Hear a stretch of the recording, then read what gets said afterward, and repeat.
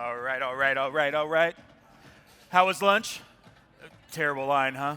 Yeah, I figured that was probably what it was.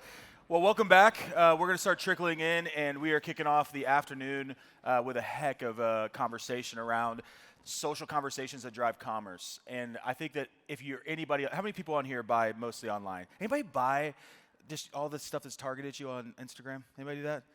I'm like a sucker. Like shoes, glasses, like definitely sunglasses. I've got way too many sunglasses because of Instagram. But I'll say that the conversation and the buyer journey is starting in a very unique place now. Like I just saw all of you laugh and agree with me that you're starting to purchase things because you're seeing them online and on social media. And how many of you actually follow different influencers and people and they've talked about products you like want to review from that, right? And so I need that too. I need to know that I'm buying something that is going to be like it's going to work, and I trust the person that recommendation is coming from. So this conversation is absolutely going to be incredible with people that know everything about this topic. And to moderate is actually it's really incredible. I had dinner with Amy Lanzi last night. And one of the things that I think you're going to love is that she has a pulse on all of it. And so you'll be able to answer your questions as well. So without further ado, please help me welcome our wonderful afternoon panel with a big round of applause.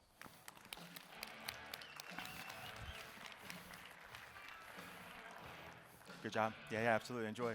Good job. Good luck. Good luck. Good job. Good luck. Yeah, absolutely. We are, yeah. I'm blind. All right. I like the music. I hope everyone had a good lunch, and it's blistering lights up here. Okay, very exciting. We're thrilled to be here to be talking about the topic of social commerce, and everyone here has really been in it, working on it. It's not a new topic. If you're here, you know what that is. So we're going to share with you some of the things we've learned and some of the products we've built and our perspective on the space. So first, I'm going to introduce my team here. So I have Daniel Folkman, who is in charge of everything at GoPuff, in my opinion. I have Se-Young Cho, who is the CSO at Captivate, and then, of course, Sandy Hawkins, who is our great partner at TikTok. So, happy to be here today. All right, so let's just kind of start. There's been a lot of conversation about what I'm saying, creators/influencers, and how we want them to be able to monetize everything that they're doing and also bring brands along as well. So, the first thing I want to talk about is, what are the things that you guys have seen that you think are really the tipping point in this last year around social commerce? What are the signals that you've seen that has really made you think about we need to be really leaning in here and trying to develop how we capture this as well as lean into the future of the space? Yeah, absolutely. I think, look, for us, it's been two different things. One more on the commercial side and then one on the consumer side. On the commercial side, with Apple's ATT restriction rollout, I think platforms like TikTok and other social platforms have had much more restriction around the data that they have at their fingertips and what they're able to do with that. And so they've been forced to fundamentally change the way that they operate their businesses, specifically on the advertising side. In parallel, you see this massive shift in consumer behavior where if you look at the social platforms, they become the second most popular platform for product discovery behind Amazon, right? And so with today's consumer specifically, who doesn't spend a lot of time in traditional retail, they want the ability to buy the products that they discover online immediately. And so there's a hunger or a thirst for them to actually buy products. And so the convergence of those two trends, we're seeing where social commerce has kind of really, I think, caught tailwinds in 2022. And we think in 2023 is going to be the year that after the foundation has been set, real investment from companies like the company sitting up here is going to pile into that industry so that advertisers can start to capitalize on it. Great. Would you like to add in terms of the things you've seen in your world in the last? Yeah, sure. Definitely, I think, as opposed to a tipping point, we think of it as a perfect storm. So many things happened at once. I think the first thing that comes to mind is the pandemic. Created a whole new situation for online buying. And in addition, we were using social platforms so much more, new platforms, as well as kind of the mainstreaming of influencer marketing and really Gen Z and social native really coming into a new purchasing power and knowing how to use social platforms to make those decisions. I'll just add to that, Se-Young, which is one of the things that happened over the pandemic is obviously people were by themselves. They were alone in their homes or in their apartments. And people were searching for communities. And so they were looking out into into platforms like TikTok to find those communities and really to connect with a lot of different types of people. And so those communities started to become their group of friends, right? And that's really where social commerce started to take off, is this whole idea that these communities became their new word of mouth of how they found new products and what things they were interested in. Great. I mean, I can add in terms of one of my roles is to talk to senior clients, and a lot of them have basically said, can you help us figure out the social commerce thing? Like, we've been reading about it, so what is it? So that's just sort of, I felt like in 1 week, but whether it was a manufactured brand or a retailer, they're all coming. And then, of course, our partners are now talking to us about some of their products, so that is also a signal. And then, of course, just why we're all here in terms of creator economy. The minute you start seeing TikTok made me buy it, and I look at everything through the lens of my 18-year-old, and she's saying, no, we need to buy this because my favorite creator said so. Those are the things that I feel like I don't really actually have the power anymore, and neither does she. She has a creator that is magically telling her what she needs. So I love all of your perspectives on that. So Sandy, let's talk a little bit about TikTok. And one point is, I know there's a lot of conversation about different social platforms, and we're really focusing this panel on TikTok. And we've done a lot of work in partnership with TikTok. So let's talk a little bit about community commerce, what that means, and sort of what you've seen in your time at TikTok and where you're going. Yeah.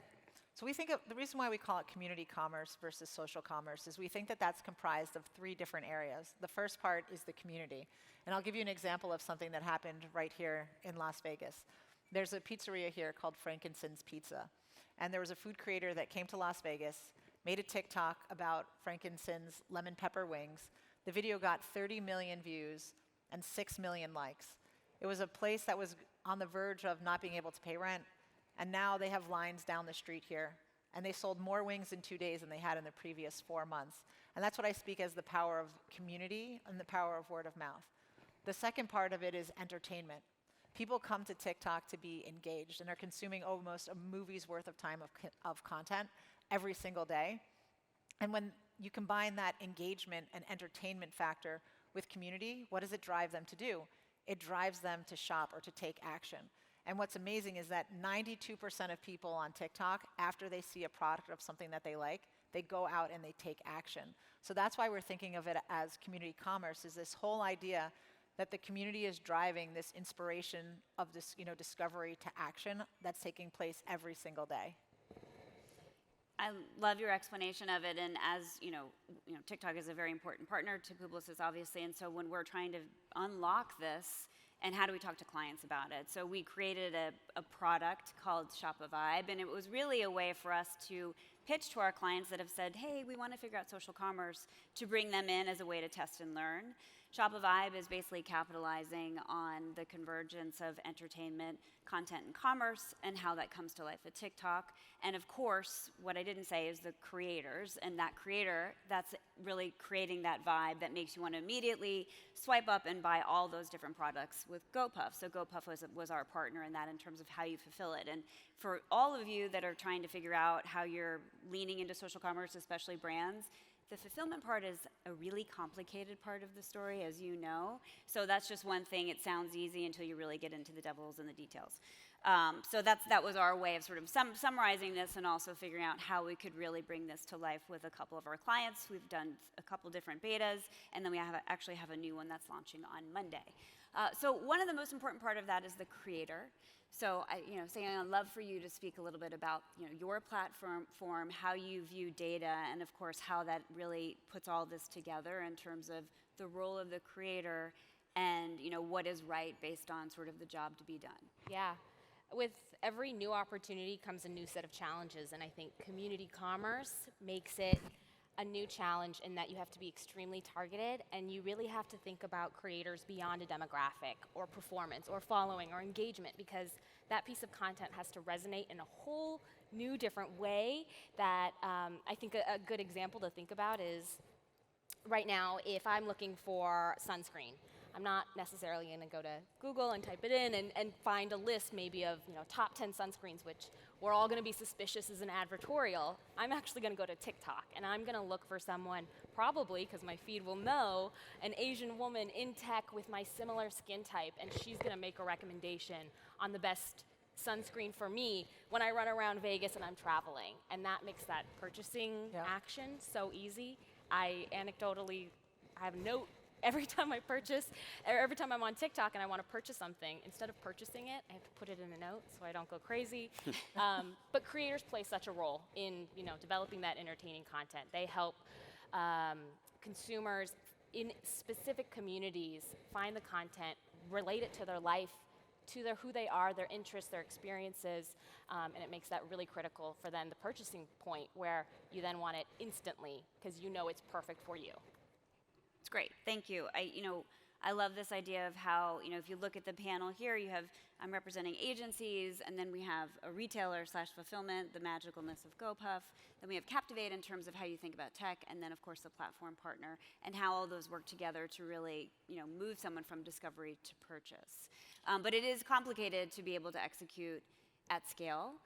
So, I'm going to move to you to talk a little bit about just GoPuff in general and how you are seeing your role in the shopping experience, especially in that final mile, which is what Sayang mentioned in terms of how I magically say something and I decide that I want to buy it, and how is it actually showing up at my door? Yeah, absolutely. I mean, look, I think before you even touch on how it plays in this idea of emerging social commerce, people have been trying to solve the last mile for decades, and a lot have failed. There's a graveyard of companies and initiatives within companies that haven't worked.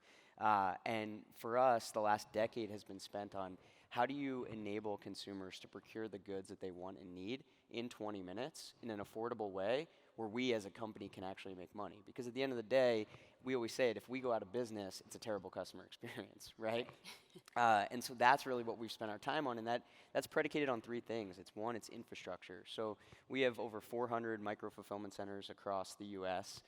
They're 10 to 20,000 square feet. We own all the inventory that we sell, so completely vertically integrated.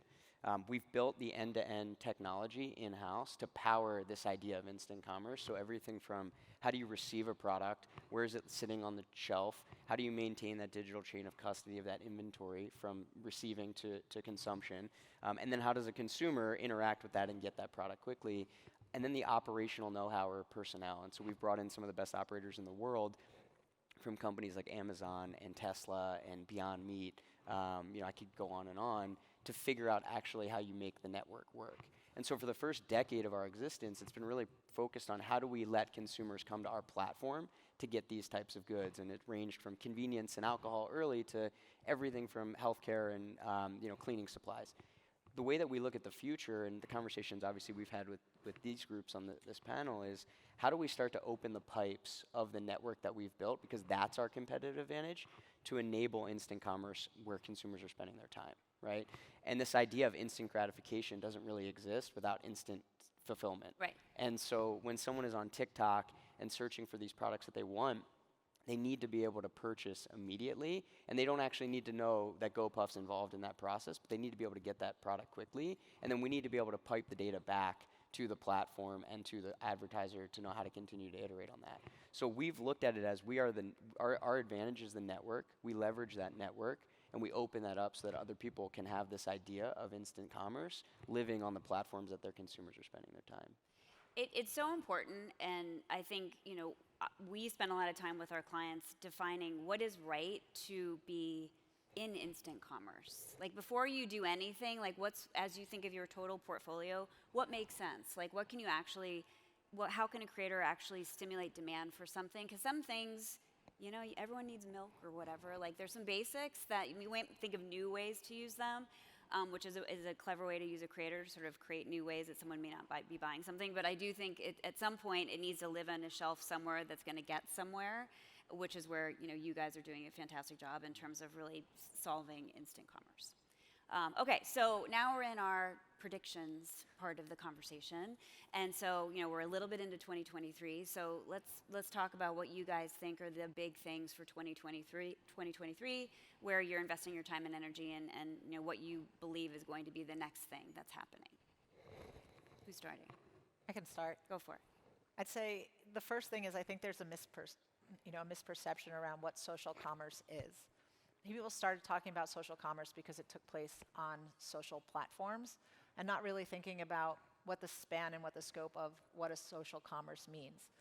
Social commerce, and where I see things changing this year, social commerce is about leveraging community on any platform that might be, as really a word of mouth platform and the ability to get as many people to know about your product as possible and then drive them to convert.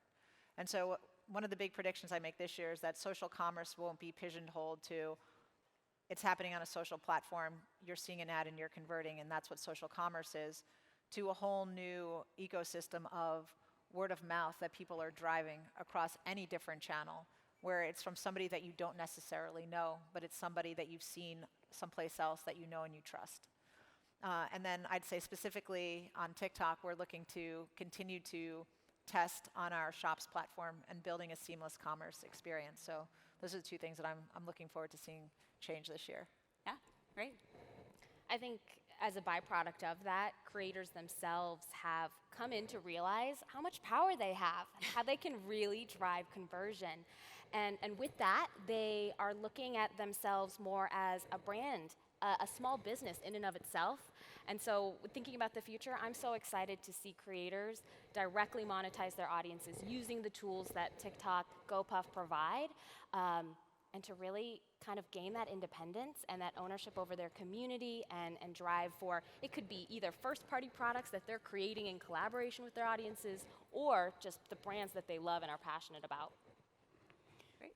Yeah, and I mean, look, I think for us, one of the big predictions that I personally have is there's a lot of conversation around the austerity measures that are being taken by big companies given the uncertain macroeconomic backdrop that we're all operating under. And I think the main assumption that people make is that big advertisers are going to slash their budgets. I think that's wrong. And personally, I hope so. That's yeah, not good for us. Yeah, exactly. But I do think you're going to see a material shift in the landscape of where those dollars are going, right? And you're already starting to see it. Some of it being driven by some of the way that companies operating, and some of it being by the lack of accountability in the media that's being deployed. And so, to me, it's not a capital restriction; it's more of a capital reallocation being driven by CFOs and CEOs. And so, CMOs now have to find money where to put their money that is much more accountable and much more attributable, so that every dollar that they spend is somehow, in one way or another, being tied back to a sale. And so that prediction for us kind of ties into what I'm most excited about, because the lion's share of our resources are going into how do we close the loop for advertisers on other platforms, right? And this ability to take the funnel, this advertising funnel, and collapse it, and this time from discovery to consumption and put it within 20 minutes, that's where we think we're uniquely positioned. And so whether that's with partners like TikTok, streaming services, CPG brands themselves, creators who want to monetize their own products or their own stores, we think that that's where GoPuff can win. And we're excited to bring those solutions to market to actually enable that behavior, because it's also not only a win for the advertiser or the creator, but for the consumer, because they're able to shop in a much more seamless way. Yeah. For me, there's the first one is really around the democratization of things. So if you look, I think COVID changed this quite a bit, but if you look, and all of you sort of touch on this, which is like, it's not just going to be the things that are in your store, but this will be much more of a scaled opportunity in terms of the creator helps me decide I need something I never thought of, and it's not dependent upon what I necessarily might see in brick and mortar. I'm saying this and it sounds obvious, but the word commerce, I think, has become highly fractioned, as Sandy said. So I think this idea of like just getting rid of old habits around that and what it means. So if you're a CEO, a CMO, and a CIO, how those three are working together to think about how are we sort of getting rid of the old ways of thinking and having more of a channelist approach to it, so that I think of TikTok as a retailer in the same way I think of Walmart as a retailer. And I think that's a very interesting change for a lot of our types of clients that are very oriented around an old way of thinking. I think the second is the continued need for every organization or every creator to have an incredible operating model that is the connectivity of products, so product, as well as services together to keep up with all the changes. Like everything we just said will wildly change. When we're here next year, wherever it is, we'll think of 7 different things that have come up, and it'll wildly change. And so in order for us to be able to keep up with the way humans want to shop and all the ways they want to, and we live in an always-on shopping world, you absolutely need to have a mix of products and services, because no humans can keep up with it. I say that because I know for some, it may be like, of course we're using all this product, but a lot of our clients don't necessarily use technology it's a lot more intuitive, and then they're also using old ways of thinking. And so I think we're going to be continuing to see the melding of those things. It gets to a little bit in terms of what you said on how these things work together, because if you're not able to sort of layer data from one partner to another partner to really drive demand and also make creators smarter, that's a loss for the consumer, and the experience isn't great. So I think we'll also see that sort of open up, and that's around MarTech and tools and tech versus some of the old ways you might be thinking about your partnerships. Yeah, I think that makes a lot of sense. I mean, I think when you look at the 3 companies that are represented here and you talk about the power of data, before we haven't been able to marry what are people looking for, who are the people that influence those shoppers, and then how do they actually shop when they get to the point of purchase. And for the first time, you're able to put all that together. And so I would expect advertisers get a lot smarter once they start to use this. And the ones that don't, I think, are going to get left behind. Yeah, well, and it's also not a great story for some of the traditional retailers, because they loved keeping all of this at bay so that the advertising partners would continue to spend more dollars. Right. So now it's like, wait a minute, like we've learned all these things because we did this on TikTok. So we're not necessarily dependent on retailer X. So this also changes the conversation in terms of how some of our packaged goods clients have relationships with retailers. There's a continued shift, and I think this is where I was getting to the democratization of everything, so that you're getting away from someone's holding on to one piece of data that suddenly sort of drives a ridiculous investment in a certain area that actually doesn't make sense when you actually get into it, which is pretty exciting, I think, for all of us, because it allows everyone to be able to play. Did you guys have anything else to add on this? I think data is what connects all of these pieces: content, commerce, creators. At the root of it, that's what we need to do, right? And in a cookieless world, I think my one advice for brands is to invest today in first-party creator data, because you need to know more about your creator. Are they vegan? Do they have pets? What are the causes that they are passionate about? Because those interests, those behaviors and psychographics are the ones that help you determine who's going to be the right one to appeal to a certain community on TikTok that feels so niche, maybe to one of us, but can make somebody else feel completely seen and heard.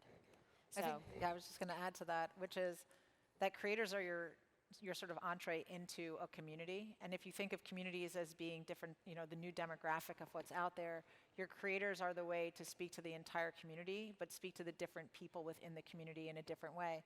So if Sejong and I are looking for, we'll use a sunscreen example, we might buy the same product, but we might react to a different creator telling us about that product in a different way that speaks to each of us individually. And that's, as brands and as marketers, what we need to start thinking about is how do you connect those dots and have that conversation in a way that's authentic to the different people that you're communicating with versus the mass conversations that everyone's having today. I love the idea of your community as the demographic, which I think is an interesting way to think about it, especially as we, as creators, should be thinking about how they're sort of serving brands. I think that's an interesting nuance on both sides of it. the big paradigm shift is, instead of the big TV ad spot with social extensions, it's actually lots of little ideas in different communities that you water, you foster, and you grow. And that's a big switch for brands to make, but I think that's how you tap into the power of social commerce. Yes, absolutely. Okay, we have 1 minute left, so I think, we have time for 1, 2 questions. Do we have any questions from our audience here on? I can't see past the anything. Can't light. see anything, so if you're nodding, I can't see you. Okay. Oh, hey. Hi. So I didn't hear like anyone speak on like the data control that the government is having, like international marketing. You know, we have to look at that data differently, right? And even in California, the data is different. So you spoke about first user data with the creator, right? How would you aggregate that data and then put it to scale? Well, I'm so glad you asked. Captivate is one tool, but there are a lot of tools out there that, I'm so sorry, I'm trying to look at you directly, but this light is very bright. But essentially, with Captivate, when you are building your creator community, there's options to basically have custom surveys where you as a brand can start to look at that and apply CRM thinking to your creator community. Start to segment them and understand what are the right opportunities for this specific creators, and really logging and having that information to then leverage it for the other means of advertising. And there's a lot that folks are probably already sitting on today. If it's customer data that you might have, you can leverage that to find true brand advocates that are influential, or build lookalike audiences based on those advocates or there's those fandoms that you might already have for your brand to find the right creators. I can just add in terms of you need a clean room. We could go crazy on that conversation. We have some products at Publicis, but like that I think is also the thing that once everyone brings their own data into a clean room instance, then you're able to do all kinds of interesting things, like being able to marry CPG first-party data X with GoPuff's data in a clean environment, and then you're now figuring out new ways to stimulate demand. It's very interesting to think about porting creator data into that because that will only enrich the community in which you're putting your brand when you think about the intersection of those things. If you want to know more about that, let me know. But I think that was it. We've run out of time, so I hope you guys enjoy the conversation. And if you haven't practiced social commerce, do it. Just get started. Great. Great. Great. Good job.